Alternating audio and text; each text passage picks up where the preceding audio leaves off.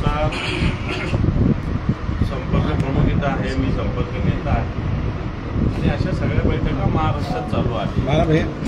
आज जालन्यामध्ये, उद्या संभाजीनगरात अशा बैठका आहेत। ह्या काही फेर बदलासाठी नाही, तर काही लोकांनी मागच्या काळामध्ये शिवसैनिक तो जागेवरच आहे। विशेषतः परतूर आणि घनसावंगी मतदारसंघातले शिवसैनिक इथं आलेले होते आणि विशेष म्हणजे तिथं स्पर्धा आहे। म्हणजे काही जणांना वाटतं मी गेलो म्हणजे शिवसेना संपली, तर असं नाही, उलट शिवसेना त्या मतदारसंघात पुन्हा ताकदीनं काम करण्यासाठी, सिद्ध होण्यासाठी आम्ही हे सगळे बसलेलो आहोत। आणि मला असं वाटतं त्याच्यामुळे फेरबदल वगैरे नाही, तर जे काही केलेले त्या ठिकाणी एक नवीन रचना करून संघटना पुन्हा फेरबांधणी करण्याच्या उद्देशाने या बैठका आहेत। साहेब, भिकारी एक रुपया घेत नाही आणि शेतकऱ्यांना 1 रुपयात पीक विमा योजना देतोय असं कृषी मंत्र्यांनी आपणास मत शेतकऱ्यांना उद्देशून वक्तव्य केलं, कसं बघतो? आता मला असं वाटतं या सरकार ज्या पद्धतीनं कृषी मंत्रीच शेतकऱ्याविषयी अशा पद्धतीनं भिकाऱ्याची उपमा शेतकऱ्याला देतो, ज्या शेतकऱ्याला आपण अन्नदाता म्हणतो, या शेतकऱ्याला जर अशा पद्धतीने 1 रुपया देतं तर हे उपकार करत नाही सरकार 1 रुपयात विमा देतं। तर याच शेतकऱ्याच्या बळावर सरकार, राज्य चालतं, सगळ्या गोष्टी चालतात। आज या सरकारचं किती अनुदान सरकारने थांबवलेलं आहे या शेतकऱ्यांचं, मग ठिबकाचं अनुदान थांबवलेलं आहे, दुष्काळाचं थांबवलेलं आहे, अतिवृष्टीचं थांबवलेलं आहे। आणि म्हणून अशा पद्धतीनं जर कृषी मंत्री बोलत असेल, त्या कृषी मंत्र्याचा निषेध करतो मी। शेतकऱ्यांना अशा पद्धतीनं हिणवणारं सरकार, वाटतं मुख्यमंत्री आणि उपमुख्यमंत्र्यांनी ताबडतोब याच्याविषयी खुलासे करावे की सरकार सुद्धा अशा वक्तव्याशी सहमत आहे का। साहेब, आज मंत्री योगेश कदम जालना जिल्हा दौरा, ते असं म्हणले की पुढच्या 6 महिन्यामध्ये ठाकरे गटाचा अंत होईल असं त्यांनी वक्तव्य. मला असं वाटतं अशा घोषणा वल्गना करणारे खूप आलेले आणि गेलेले। शिवसेना, बाळासाहेबांची शिवसेना उद्धवजींच्या नेतृत्वाखाली आणखी ताकदीनं तळपत्या तलवारीप्रमाणे येणार का उभी राहील, एवढंच मी सांगतो। ठाकरे गटामधून जे आहे आउटगोईंग जे मोठ्या प्रमाणात सुरू आहे, नेमकं त्यांची कार्यकर्त्यांची नाराजगी काय? नाराजगी नाही, समोरचे लोकांनी बाजार मांडलेला आहे, बाजार मांडलेला आहे पैशाचा।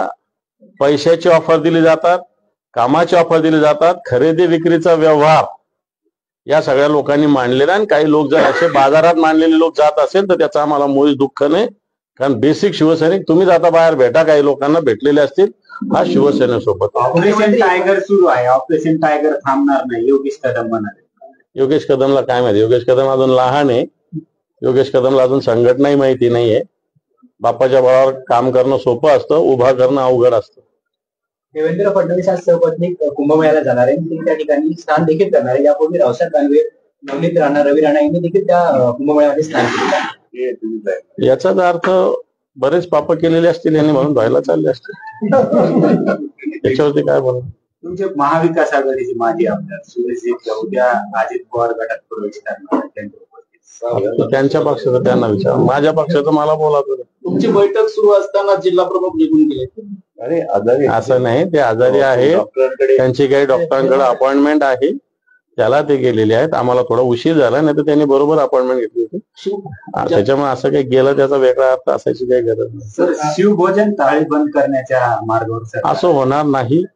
शिवभोजन थाळी मान्य उद्धवजी ठाकरे साहेबांच्या सरकारने सुरू केलेली सर्वसामान्यांसाठीची योजना आहे।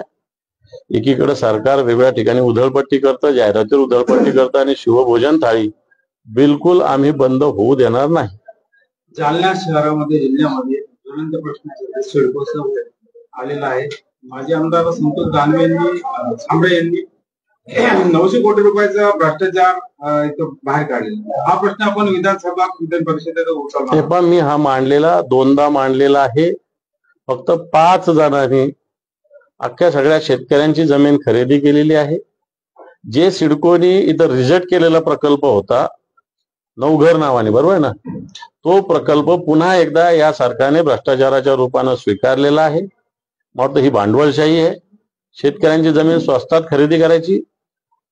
5 जणांचा सातबारा आहे फक्त त्याच्यावर, आणि नंतर या 5 जणांनी सरकारकडून त्या ठिकाणी भूसंपादन करायला लावायचं। अशा प्रकारचा व्यवहार, ही टोळी महाराष्ट्रात कार्यरत आहे। ही जालन्याची टोळी, तुमच्या माहितीच तो सांगतो, ही जालन्याची टोळी महाराष्ट्रात कार्यरत आहे।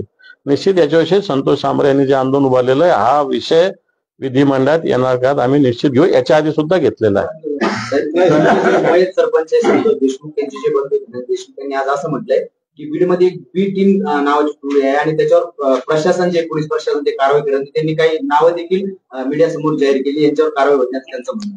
मी सकाळीच बोललो याविषयी. बीडमधील गुंडागर्दी धनंजय मुंडेचा राजीनामा झाल्याशिवाय संपणार नाही. सरकारची इच्छा गुंडागर्दी संपवायची दिसत नाही. सरकारला अशीच गुंडागर्दी चालवायची, असंच बीडचं बिहार त्यांना करायचं आहे.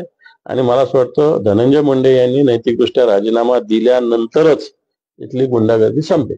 सिडको प्रकल्प यांच्या स्थगितीचं आहे, परंतु या जालन्याचे आमदार जे आर्थिक खोतकर यांनी हे प्रकल्प व्हावा असं म्हटलं. हे बाबा, आम्ही आमची भूमिका मांडलेली आहे.